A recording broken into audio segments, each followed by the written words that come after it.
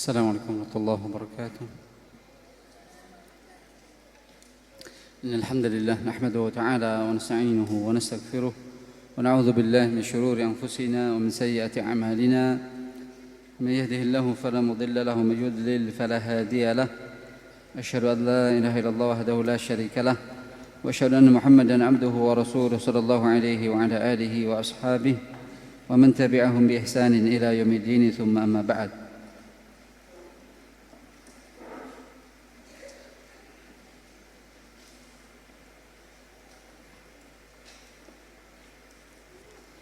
Khatifillah rahimakumullah wa barakallahu fikum. Telah kita lalui dari anwa' al-awrah, macam-macam aurat yang tiga, yaitu mughalladhah, mukhaffafah dan mutawassithah. Kesimpulannya kita ulang bahwa mughalladhah yaitu aurat yang dianggap berat atau besar, itu bagi wanita merdeka, ya, wanita yang merdeka dan telah baligh, maka auratnya adalah seluruh tubuhnya, ya, seluruh tubuhnya, kecuali dalam salat, yaitu wajahnya, ya. Kalau dalam salat boleh terlihat wajahnya, ya, jikalau aman dari pandangan laki-laki asing yang bukan mahramnya. Tapi kalau seandainya merasa tidak aman dari laki-laki yang bukan mahramnya, dia tutup semua, ya, sehingga dibedakan antara aurat fi shalah dengan aurat fi nazar, ya. Kalau aurat dalam salat dikecualikan wajahnya, ya. Sebagian ada yang berpendapat, ya, dengan ijma', ya, karena tidak ada dalil khusus, yaitu dengan telapak tangan dan juga dari ujung kaki, ya, atau telapak kaki tumit, ya, dari perkara-perkara yang nampak biasa di rumahnya. Tetapi kalau aurat fi nazar, yaitu ketika dalam pandangan, maka seluruh tubuh manusia, tubuh wanita adalah aurat, sehingga disebut mughalladhah, ya, yang paling besarnya. Demikian pula yang kedua, yang mukhaffafah, yaitu yang dianggap ringan, yaitu aurat anak laki-laki yang usia 7 sampai 10 tahun, ya, maka auratnya yaitu kubul dan dubur, ya. Semata-mata dia ketika usia 7 sampai 10 tahun menutupi auratnya yang depan dan yang belakang, ya, kendati pun tersingkap pahanya, maka itu dianggap menutup auratnya karena dianggap mukhaffafah, masih ringan. Dan yang ketiga yaitu mutawassithah, yaitu yang selain itu, ya, yaitu bagi laki-laki yang sudah berumur 10 tahun ke atas, ya. Demikian pula wanita merdeka tetapi belum baligh, dan juga wanita hamba sahaya, maka auratnya dari pusar sampai lutut, ya. Artinya ketika mereka, ya, anak laki-laki dari 10 tahun ke atas sampai baligh, demikian pula, ya, anak wanita, ya, sebelum baligh, demikian pula hamba sahaya perempuan, ya, menutupi di antara pusar dan lutut, itu telah dianggap menutup aurat, ya, telah dianggap menutup aurat, ya. Adapun dalam pandangan, ya, tentunya dengan menutup semua. Demikian pula dalam salat, ya, teriwayatkan bahwasanya Rasulullah sallallahu alaihi wasallam memerintahkan untuk memakai, ya, pakaian atau memakai dua pakaian, yaitu al-izar wa rida, ya, pakaian bawah sarung, demikian pula pakaian atas. Dan juga telah kita lewati Rasulullah dalam salat yaitu memakai qamis, ya. Demikian pula imamah yang menunjukkan menutup kepala pun itu perkara yang mustahab, ya, disukai, ya, disunnahkan, ya, menutup kepala karena teriwayatkan dari Rasulullah memakai imamah. Dan terkadang dengan peci saja, dan terkadang menggabungkan antara peci dengan imamah. Itu dari 3 jenis aurat. Dan sudah kita lewati pula bahwasanya aurat ketika tersingkap dan tidak disengaja dan juga kadarnya sedikit, maka itu tidak membatalkan salat.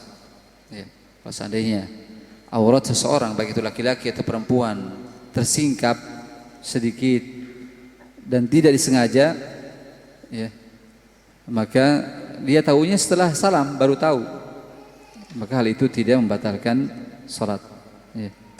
Adapun jika tersingkap auratnya tanpa dia sadari, tidak disengaja, tetapi lebar, ya, fatal, ya, tahunya dia setelah salam, maka yang seperti ini membatalkan, ya, karena tersingkapnya besar dan juga waktunya panjang, ya, waktunya panjang waktu tersingkapnya, ya, maka membatalkan sholat.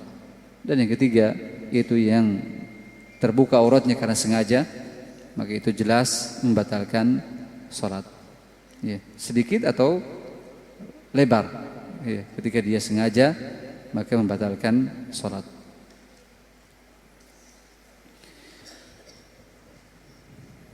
Kemudian yang keempat dari syarat salat yaitu istiqbalul qiblati. Wa minha, yaitu dari syarat sah salat setelah taharah. Kemudian yang kedua dukhulul waqti, ya, bersuci masuk waktu. Ya, kemudian yang ketiga satrul aurah, menutup aurat. Maka yang keempat adalah istiqbalul qiblati, menghadap kiblat. Dan yang dimaksud dengan menghadap kiblat di sini yaitu menghadap Ka'bah. Ya, kiblat di sini maksudnya yaitu Ka'bah.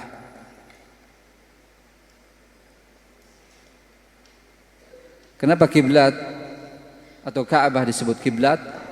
Ya, karena sebagai kiblat kaum muslimin. Ya, sebagai kiblat arah kaum muslimin yang mereka yatawajjahuna biwujuhihim ilaiha. Yang kaum muslimin, kata Syekh Al-Utsaimin Ta'ala, menghadapkan wajah-wajah mereka kepadanya, ya, menghadapkan wajah-wajah mereka kepadanya, ya, sehingga, ya, dikatakan kiblah karena yastakbiruna ilaiha, ya, mereka menghadapkan dirinya ke Ka'bah, ya, oleh karenanya Ka'bah disebut kiblat, ya, artinya apa? Sebagai tempat atau arah menghadap. Baik.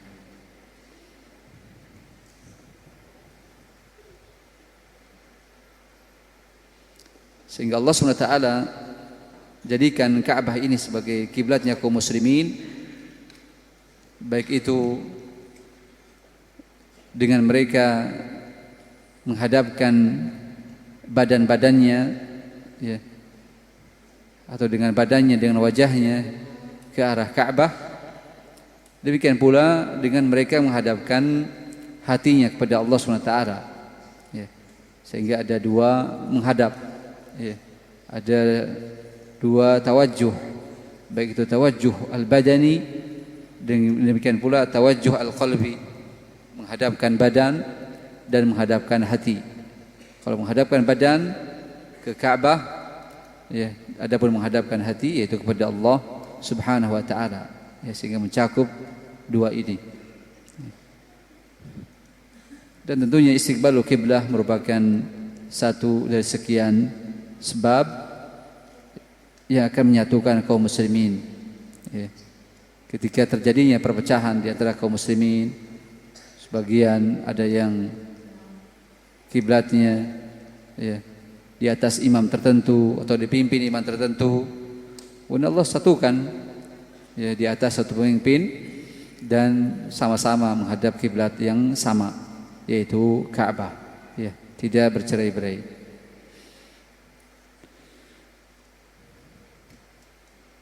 Dan pensyariatan menghadap kiblat atau Ka'bah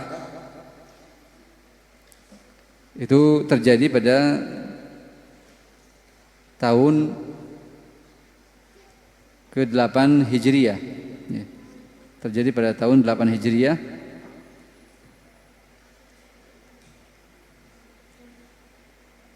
yaitu ketika Nabi SAW hijrah ke Madinah. Ya. Yang awal mula Allah SWT jadikan kiblatnya kaum muslimin menghadap ke Baitul Maqdis, ya, Palestina. Ya. Kemudian tatkala Nabi SAW hijrah ke Madinah dan masih atau selama kurang lebih 14 atau 15 bulan masih menghadap Baitul Maqdis, baru turun ayat tentang perpindahan kiblat dari Baitul Maqdis ke Ka'bah.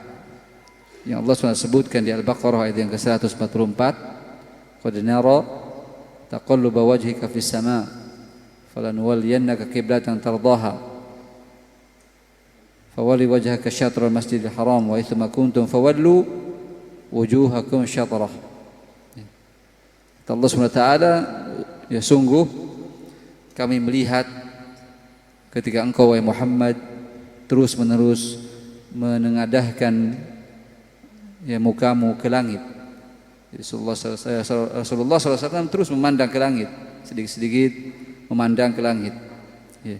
Allah tahu ketika Nabi SAW terus menerus menengadahkan mukanya ke langit, menatap ke langit, ya, menanti wahyu turun, ya. Maka tatkala itu Allah SWT kabulkan, ya, falanuwalliyannaka qiblatan tardaha, ya, akan kami palingkan engkau kepada kiblat yang kamu inginkan, ya, yang kamu inginkan, ridhai, ya, yaitu Ka'bah, ya. Fawalli wajhaka syatral masjidil haram, maka dari itu palingkanlah, arahkanlah wajahmu ke arah Masjidil Haram. Ini dalam posisi ya sudah hijrah ke Madinah, ya. Jadi selama di Mekah, ya, kemudian hijrah ke Madinah pun selama kurang lebih 15 bulan masih menghadap Baitul Maqdis, sampai akhirnya wahyu turun, Allah perintahkan untuk menghadapkan ke arah Masjidil Haram, karena Madinah posisinya, ya, berapa kilometer, ya, lumayan, ya, jauh. Baik. Kalau dengan bis kurang lebih sekitar 8 sampai 10 jam, ya. Kalau kereta cepat 4 jam, ya, setengahnya, ya. Oleh karenanya Allah SWT perintahkan fawalli wajhaka syatral masjidil haram, ya, palingkan wajahmu ke arah Masjidil Haram, ya, karena posisinya jauh. Wa haitsu ma kuntum, dari manapun kamu berada, fawallu wa haitsu ma kuntum fawallu, atau dimanapun kamu berada maka arahkanlah syatrul Masjidil Haram, ya, itu ke arah Masjid Al-Haram. Fawallu wujuhakum syatrah, ya, wa haitsu ma kuntum fawallu wujuhakum syatrah, dimanapun kamu berada maka arahkanlah wajahmu ke arah Masjidil Haram. Baik, itu dari asal pensyariatan menghadap kiblat. Dan tentunya pensyariatannya berdasarkan dari Al-Quran, ya, demikian pula sunnah dan ijma'. Ya, Quran tadi diantaranya Al-Baqarah ayat yang ke-144, demikian pula ayat yang ke-149 sampai 150 dengan awal lafaz yang sama, wa min haitsu kharajta fawalli wajhaka syatral masjidil haram.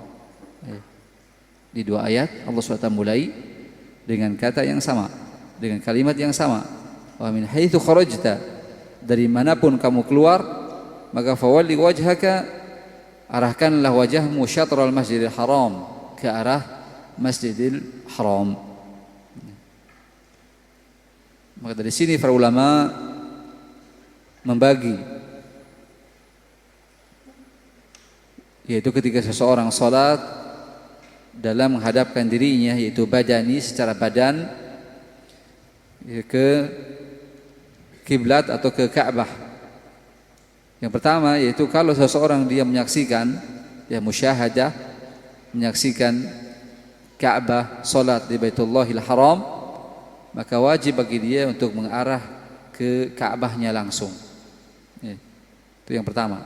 Bagi seseorang yang dia menyaksikan Ka'bah, ya, Ka'bah ada di hadapannya, maka wajib bagi dia untuk mengarahkan badannya ke arah Ka'bah. Yaitu bagi orang-orang yang sholat di sana, ya, orang-orang yang sholat di Masjidil Haram, ya. Dan bagi yang melihat, karena tidak semua yang sholat di Masjidil Haram melihat, ya. Mungkin bagi yang di lantai pertama atau lantai 2 depan, ya, sampai ke atas, ya, lantai 5 umpamanya melihat, maka upayakan untuk dia menghadap Ka'bah dari berbagai macam penjuru, ya, sehingga antum melihat melingkar, ya. Karena intinya apa? Yang di tengah, ya. Ketika Ka'bah di tengah, semua, ya, dari penjuru-penjuru yang ada menghadap situ, ya. Tidak ada harus menghadap barat umpamanya atau utara. Pokoknya intinya menghadap ini Ka'bah dari sisi manapun, ya. Dari sisi manapun itu bagi yang menyaksikan Ka'bah. Tidak, saya kan harus ke barat katanya. Tidak. Ya, bagi yang menyaksikan maka langsung menghadap bendanya, ya. Tapi terkadang yang sholat di Masjid Al-Haram juga ada yang tidak melihat, ya. Ada yang tidak melihat seperti yang sholat di ruangan, ya, baik di lantai 2, 3, 4, tapi dia di ruangan, ya, di belakang jauh. Maka dia mengikuti yang depannya ketika mereka menghadapkan dirinya ke arah Ka'bah. Apalagi yang sholat di sini, di luar, di pelataran, yang tidak masuk ke Masjidil Haram, ya, di pelataran atau di jalan, ya, ketika penuh, maka mereka pun mengikuti arahnya atau garis yang sudah ditentukan di situ, yang sudah digaris-garis di jalanan tersebut, ya, maka ikuti garis keterangan yang menunjukkan itu adalah mengarah ke Ka'bah. Itu bagi yang menyaksikan langsung. Dan yang kedua, bagi orang-orang yang tidak menyaksikan Ka'bah, maka cukup bagi dia mengarah atau menghadap ke arahnya saja, ya. Cukup untuk menghadap ke arahnya saja. Ditentukan arahnya kemana, ya. Kalau arahnya ke barat berarti dia menghadap barat. Kalau arahnya ke timur maka ke timur. Kalau arahnya ke selatan ke selatan. Kalau arahnya ke utara utara. Sesuai dengan negerinya masing-masing. Ka'bah ini posisinya dari negeri dia sebelah mana? Boleh jadi sebelah barat, boleh jadi sebelah timur, boleh jadi sebelah selatan, boleh jadi sebelah utara, ya. Itu masing-masing berbeda. Baik.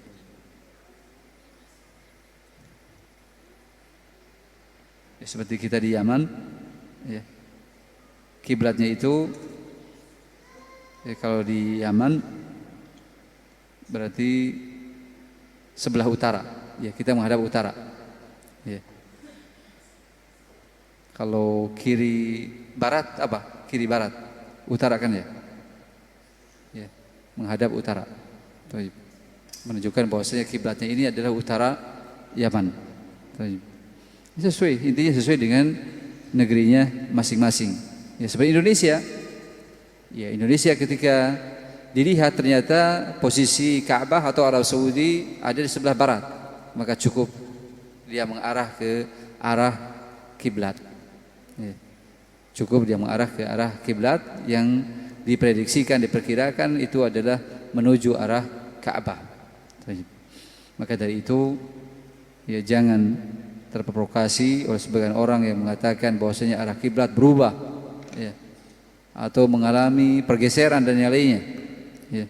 Kemudian masjid-masjid dipugar, ya, atau yang tidak dipugar arah kiblatnya dirubah, kemudian sofnya tidak karuan, ya, karpetnya enggak keruan, ya, dalamannya enggak keruan, yang seharusnya muat banyak jadi muat sedikit, ya, dirusak oleh orang-orang yang beritakan adanya perubahan arah kiblat. Padahal tadi yang kita tidak menyaksikan cukup ke arahnya saja, tidak dituntut untuk tepat, ya, ke bendanya, ke Ka'bahnya, ya. Kalau mau tepat apa? Harus tarik benang, ya.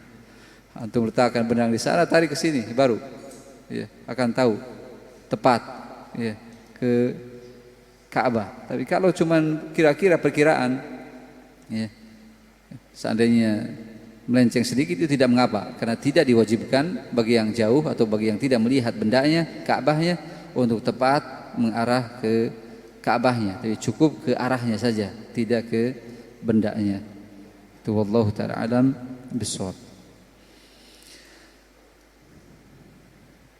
Demikian pula dalam hadis banyak ya hadis-hadis yang menunjukkan tentang wajibnya untuk mengarah ke kiblat, yaitu ke Ka'bah. Ya, di antaranya satu hadis yang diriwayatkan oleh Imam Bukhari dari Abu Hurairah radhiyallahu taala anhu dalam hadis musi salatuhu, orang yang salah salatnya, ya. Rasulullah bimbingkan, idza kumta ila salati fa asbiqil wudu wastaqbil qiblata wa kabbir. Rasulullah SAW apabila kamu berdiri untuk salat, maka hendaklah sempurnakan wudunya terlebih dahulu, ya, kemudian menghadaplah ke arah kiblat, kemudian baru bertakbir. Itu diantaranya yang menunjukkan perintah dari Nabi SAW, ya, untuk mengarah ke kiblat, itu ke Ka'bah. Dan juga ijma' yang dinukil oleh Imam Ibnu Hazm dalam Maratibul Ijma', ya, akan wajibnya mengarah ke kiblat bagi orang-orang yang tidak menyaksikan bendanya atau Ka'bahnya. Qala rahimahullah ta'ala fa in ajiza an istiqbaliha li maradin aw ghairihi saqata kama tasqutu jami'ul wajibati bil ajzi anha. Dan apabila ajiza, seseorang lemah, tidak mampu, ya, an istiqbaliha, untuk mengarah atau menghadap kiblat, ya, seseorang tidak mampu, lemah, ya, untuk sholat dia mengarah ke kiblat. Tidak mampunya karena limaradin, karena sakit, ya. Tidak mampunya tentunya karena ada sebab-sebab, diantaranya sebabnya itu sakit, dan tentunya tidak ada orang yang mengarahkan dia, ya. Sakit, datang waktu sholat, ya, mungkin dia tayamum, ya, atau sholat sesuai dengan kondisinya, tidak bisa wudu, tidak bisa tayamum, maka dia sholat, ya, dan tidak bisa menggerakkan badannya, ya, maka sholat kemana saja dia menghadap, ya, kemana saja dia menghadap, ya. Itu karena, ya, dia tidak mampu untuk menghadap kiblat, ya.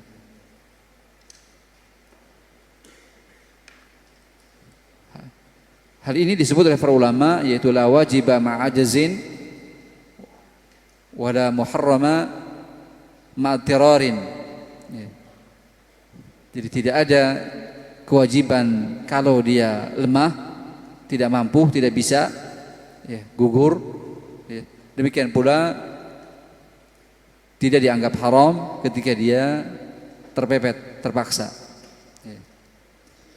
Sehingga termasuk dalam kaidah ini, yaitu ini, bagi orang yang lemah, tidak mampu menghadap kiblat karena sakit. Tapi kalau ada orang yang mengarahkan dia, ya, misalkan dia duduk di kursi roda, ya, dan billah, ya, kemudian ada orang yang mengarahkannya, ya, memutarkannya, putarkan ke arah kiblat, ya, atau dia berbaring di pembaringannya, ya, ada pula orang yang menggeserkannya pembaringannya, ya, kebetulan bisa digeser atau bisa ada rodanya tempat pembaringannya, atau bisa digotong, ya, arahkan ke kiblat, ya. Tapi kalau seandainya justru ketika diarahkan atau ketika badannya dipangku tanpa sakit, ya, maka yang seperti ini pun gugur, ya, limaradin, karena sakit, ya. Sakitnya tadi tentunya sakit yang tidak mampu untuk dia menggeserkan ke arah kiblat. Tapi kalau sakitnya cuma puyeng, ya, flu, batuk, ya, masih bisa mengarah kiblat, maka mengarah ke kiblat. Au ghairihi, atau tidak mampu menghadap ke kiblatnya karena ada faktor lain, ya, faktor lain. Seperti apa contohnya? Tidak bisa mengarah kiblat, ya, karena faktor lain. Apa contohnya? Apa ini? nggak bisa ngarah kiblat selain sakit.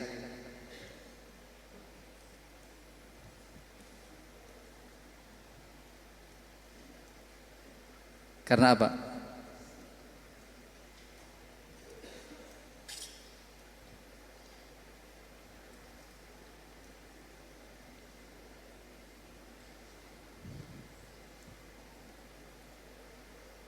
Di antaranya karena dia tidak tahu memang arah kiblat. Iya. Sholat umpamanya di hutan, iya. Kalau sholat di kampung atau di pemukiman jelas kan masjid ya, kiblatnya ada, tahu. Tinggal lihat sajadah atau lihat panah, ya. Antum masuk ke rest area, ke musholla ada tanda panahnya, kiblat. Ya. Insya Allah tidak membingungkan. Ya. Kalau kita sholat di istilahnya di pemukiman itu tidak membingungkan. Yang membingungkan seperti kita di sini, nggak ada mihrabnya. Tiba-tiba orang sholat ke sana, Allahu Akbar katanya. Kenapa? Karena bingung katanya mana ini, nggak ada tempat imamnya. Tuh, ya, sana nggak mungkin. Paling ke sana katanya lurusan. Ya, akhirnya sholat. Ya, nggak tahu. Ya. Ketika melihat orang yang seperti itu, ya. Tidak usah ngomong, langsung saja putarkan dengan pelan. Ya, putarkan dengan pelan. Atau kalau antum ngomong pelan-pelan, ya, umpamanya maaf menghadapnya salah, tapi geser ke arah sini umpamanya. Tapi bagusnya apa langsung saja diputarkan pelan-pelan. Ya, dibenarkan kiblatnya, jangan dibiarkan.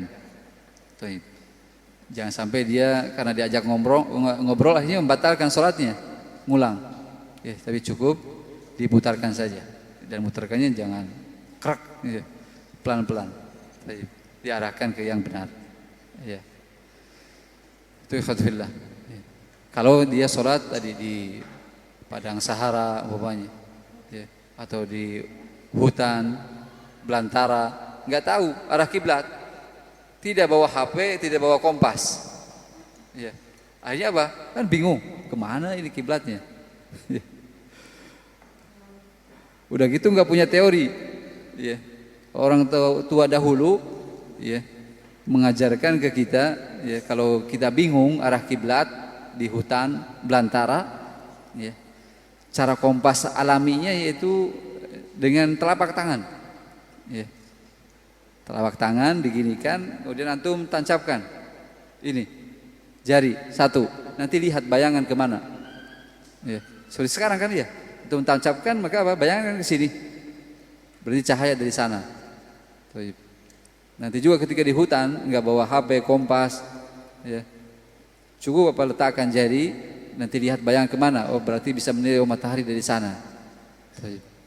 Itu bisa memperkirakan Ka'bah atau kiblat, ya, barat kalau di kita di Indonesia.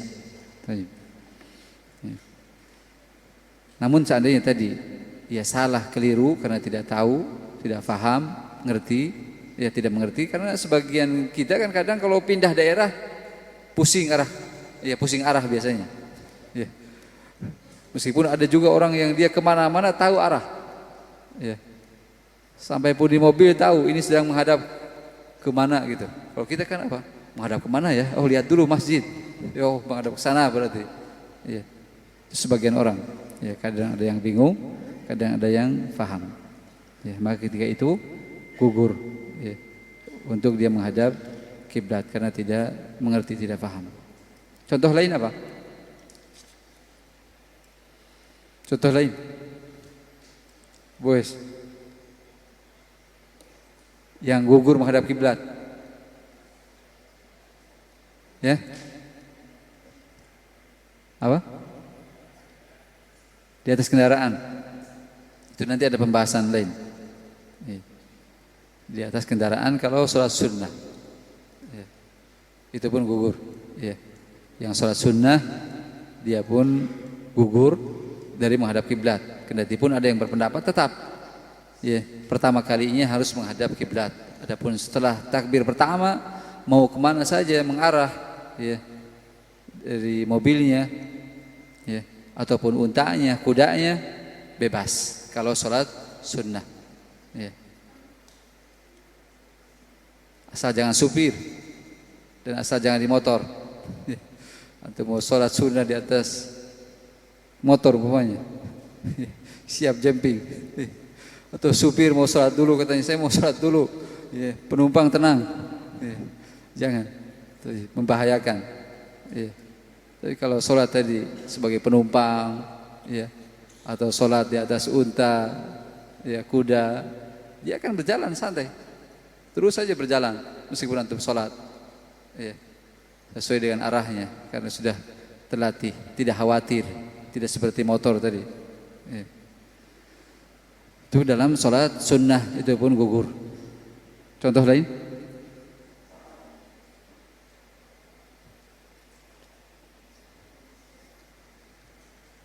Apa Bu Mutiara? Contoh orang yang gugur dari menghadap kiblat seperti apa lagi?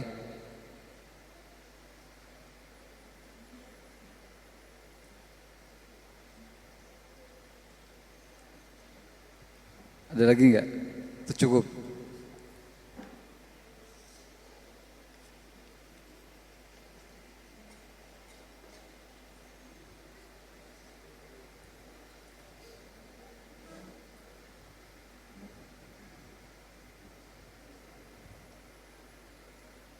Ada lagi contoh lain?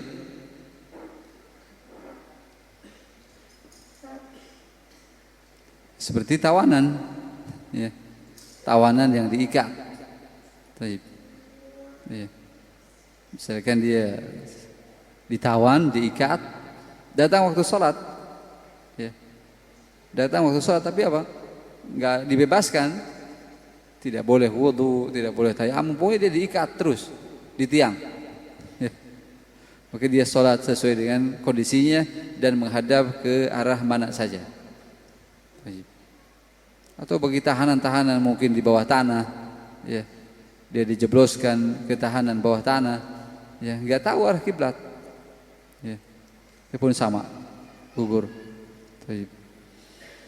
Ya, jadi al-marbut itu orang yang diikat, ya, tidak bisa membebaskan diri, ya, dia sholat, ya, ke arah mana saja, gugur dari menghadap kiblat. Ya. Yang seperti ini kama tasqutu jami'ul wajibat bil ajzi. Ini la wajiba ma'a ajzin kaidahnya. Ya, tidak ada perkara yang wajib kalau dia lemah, tidak mampu melakukannya. Ya. Karena Allah SWT sebutkan fattaqullaha mastata'tum.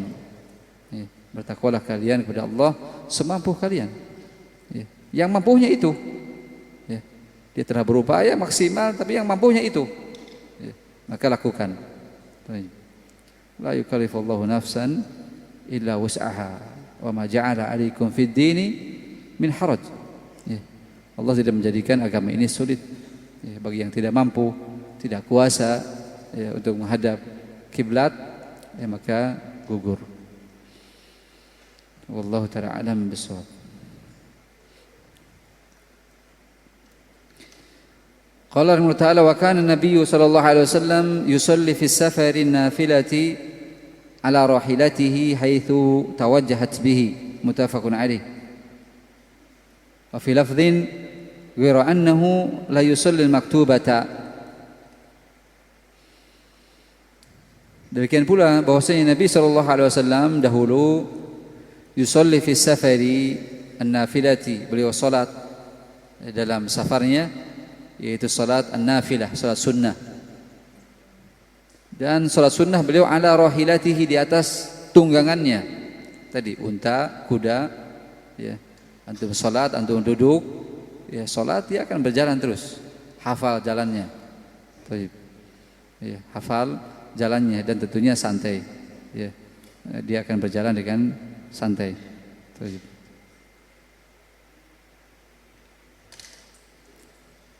Yang penting kakinya jangan gesek ke perutnya, ya. Jangan gesek atau jangan menghentak, ya. Jauhkan ketika naik unta, kuda atau keledai, kakinya dari perut, ya, dari perutnya, ya. Karena kalau nempel, ya, apalagi ditekan, itu dia akan lari, ya. Atau bahkan sebagiannya, ya, kalau kekangannya itu dilepas begitu saja, dia pun akan lari, Ya, tapi kalau antum mau tenang di atas tunggangan tadi, diupayakan tali kekangnya dihimpun, kemudian diletakkan di atas pelana. Ya, jangan diuraikan. Karena kalau diuraikan dia pun akan bisa lari sekencang-kencangnya, apalagi keledai. Keledai ketika dilepas talinya dia akan ngabret istilahnya. Ya, ngegas dengan sendirinya. Itu kalau tali kekang itu dikesampingkan, sudah. Itu kesempatan dia lari sekencang-kencangnya. Itu kalau sifat keledai. Tapi kalau tadi tali kekangnya dihimpun di depan, kemudian diikatkan atau diletakkan di pelana, ya dia akan berjalan dengan tenang selama tadi perutnya tidak digesek. Ya, karena biasanya tunggangan tugasnya di perut. Ya, jadi gasnya di perut. Atau gasnya di bokong belakang. Maka di kala itu Rasulullah tadi sholat di atas tunggangannya, ya, baik unta atau keledai ataupun kuda, ya. Dan seringannya Rasulullah di atas untanya, ya. Haitsu tawajjahat bihi, kemana saja beliau mengarah, ya. Kemana saja mengarah perjalanan itu, maka Rasulullah sholat, ya. Sehingga di sini menunjukkan bahwasanya sholatnya adalah an-nafilah, ya, sholat sunnah, ya. Kalau sholat sunnah bebas, ya, gugur dari menghadap kiblat. Itu menurut satu pendapat, karena ada pendapat lain tadi yang telah kita sebutkan, ya, disyaratkan di awalnya ketika takbiratul ihram pertama itu mengarah kiblat. Adapun setelah takbiratul ihram kemudian si tunggangannya itu laju, maka bebas, ya, ke arah manapun. Itu menurut pendapat yang lain. Dan itu dilakukan oleh para sahabatnya seperti Anas bin Malik, ya, beliau pun salat sunnah, ya, di atas tunggangannya, ya, kemana saja mengarah. Wa fi lafdhin, dalam lafaz yang lain, ghairu annahu la yusallil maktubata, selain bahwasanya Rasulullah SAW tidak melakukan salat wajib. Ya, artinya salat wajib beliau tidak melakukannya di atas kendaraan, ya, karena akan mensulitkan untuk menghadap kiblat terus. Sementara dalam salat wajib disyaratkan yaitu istiqbal al-qiblah, ya, dan itu sulit untuk memposisikannya, ya, sulit untuk memposisikannya kalau di atas tunggangan, karena dikhawatirkan nanti ada jalan yang belok, ya, bukan ke kiblat, tapi ke arah lain, ya. Lain halnya kalau antum sholat di pesawat, ya, atau di kapal besar, ya, yang di situ sudah ada arah kiblat dan masa perjalanannya lama, ya. Dalam artian apa? Masa terus mengarah kiblatnya lama, tidak langsung belok gitu, ya. Jadi tidak ada tikungan, ya. Jadi kalau pesawat atau kapal air itu nggak ada tikungan, tapi terus lurus lama dalam sekian jarak kilometer, ya, sehingga di situ bisa mengarah kiblat dan bisa dilakukan dengan berdiri, ya. Dan itu termasuk dari syarat, ya, salat wajib, yaitu dilakukan dengan qiyam, berdiri, dan juga menghadap kiblat. Sementara kalau dalam atau di atas tunggangan itu tidak memungkinkan untuk berdiri, ya.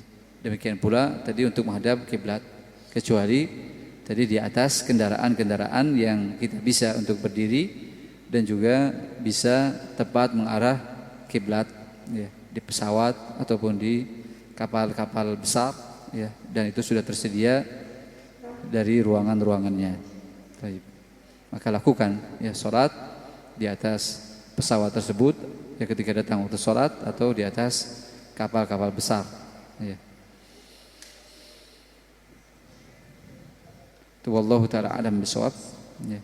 Dari permasalahan ini menunjukkan bahwasanya sholat wajib, ya, tidak dilakukan di atas kendaraan kecuali yang bisa menghadap atau mengarah ke kiblat. Wallahu ta'ala alam bisawab. Tafadhalu barakallahu fikum.